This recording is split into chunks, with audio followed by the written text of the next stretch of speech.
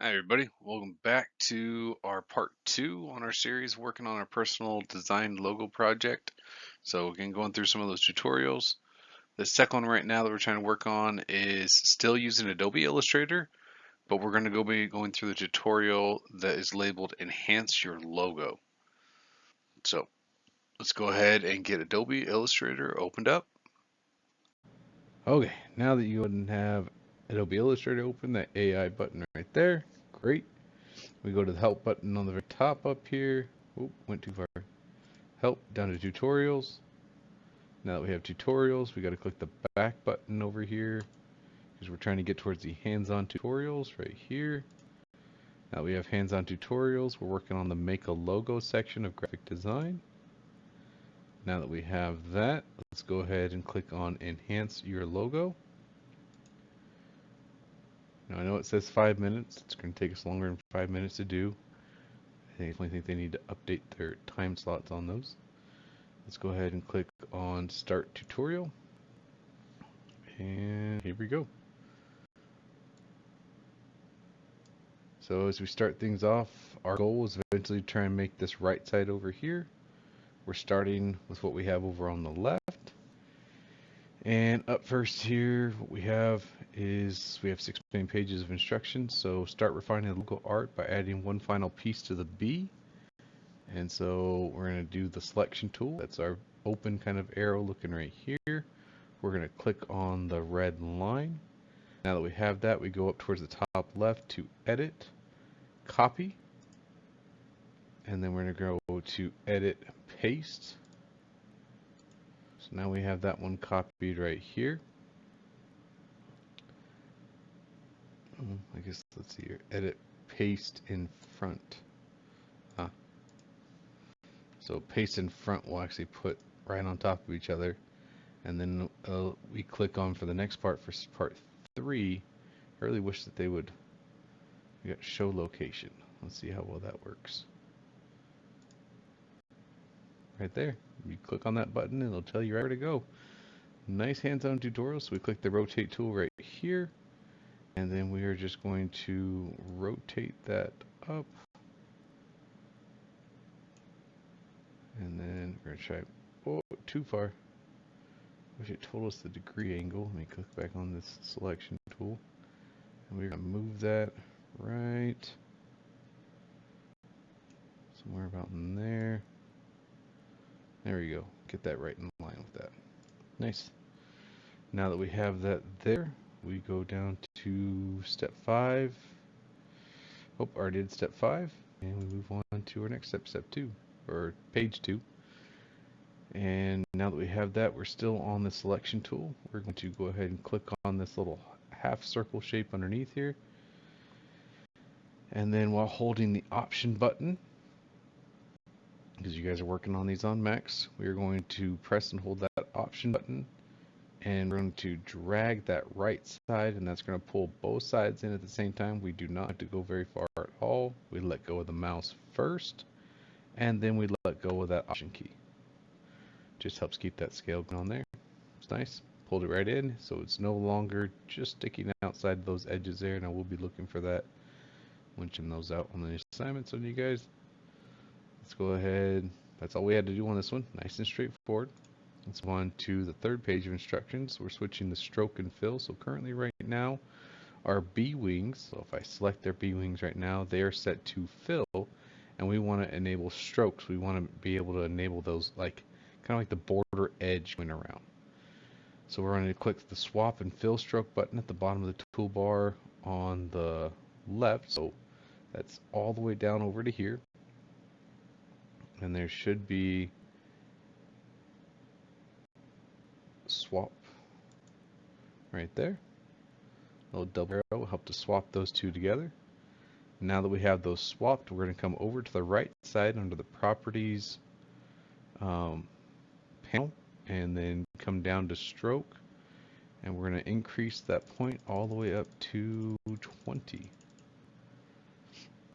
Now that we have that, we are going to click on the stroke itself and on the align stroke. So let me move this so it's a little easier to see. So again, we click on the stroke word itself. We go down for where I'm on step 4 right now. We're going to go to the align stroke section. So we have 3 different options and we want to align the stroke to the inside option. So let's hover over these. Looks like it's the middle one right there. And now we've aligned it to the inside option. And you can practice swapping the fill and stroke, but we're just going to keep on to the next step. We click next here, go to the 4th page. So we're going to start applying brand colors. So we have been given a very specific format of colors on there, and it's actually given in a nice folder. So the first thing that we want to try and do is click on one of those red lines. So we have a couple of different colors here that we need to change. So as I read through this here, we're changing a couple of those different bottom, like the red lines, one of them to purple, another one's going to be green, and then on step 5, changing the strokes of the rotated square and the bee's wings. So it wants us to change the wings, the square in the middle, and the other. Although, did they give directions on the square? Did I just completely miss that for some weird reason? Oh, yeah, well, it's rotated square too. Sorry about that. Just did that on step 5. So using that selection tool, I click on it. Again, swap it over from the swap and fill. It's that little kind of double arrow that's on a curve button right here. We go over to the stroke and we just increase that up to 20. Now that we have that to 20, we click on stroke and we align the stroke to the inside, just like that.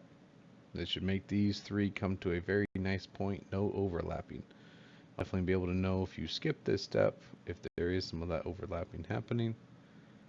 And now we can go back to our next page. So now we're all about changing up some colors. So I'm going to start down here at the bottom, still using my basic selection tool. The very bottom line needs to be purple. So I'm not doing a fill anymore. This is just the stroke, just the actual piece. I'm going to click on the box here. So here's our folder of colors. And so that kind of light purple is going down there in the bottom. I come up onto the other one here and I need to switch that over to that green. I go to the box and I need to switch that over to pink. And you go over here to the wings and switch those over to light blue right here. Good. So we've got those different colors happening, and that finishes page 4. Move on to page 5 instructions. So click on one of the black half circles. So this bottom one down below here, and we are going to again just change the colors. So we're going to the fill section this time, and this one needs to be yellow. And we got to go to the other half circle, the one above here, and we're changing the color on it from black to the orange color. That finishes page 5. Grouping makes it easy all at once. So we are going to, I'm assuming still having just the regular selection tool, I'm going to select across all that right here. And then we're going to go into the quick action sections of the properties panel. So we have our properties panels right here. We go down and we want to find that group button. So that looks like it's down here below the Pathfinder. We have click to unite. Oh, nope, quick actions. Sorry, right down a little bit farther. Nice and big. Big group button. We just click group. Now those are all grouped together.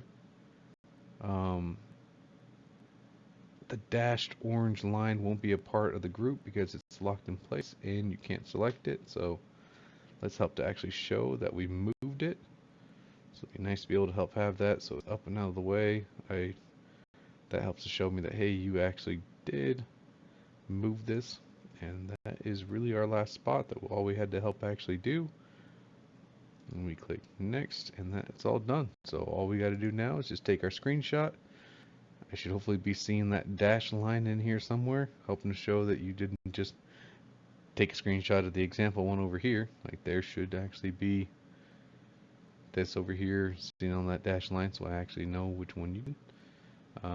And that's all we have to do for part 2 on this video.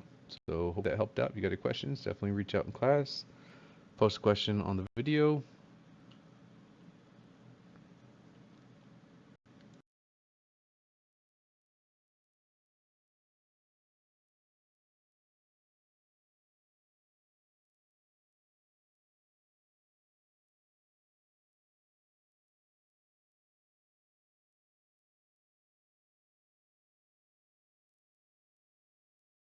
Again, I do hope that helped out.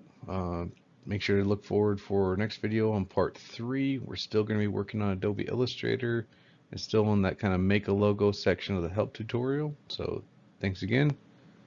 See you in class.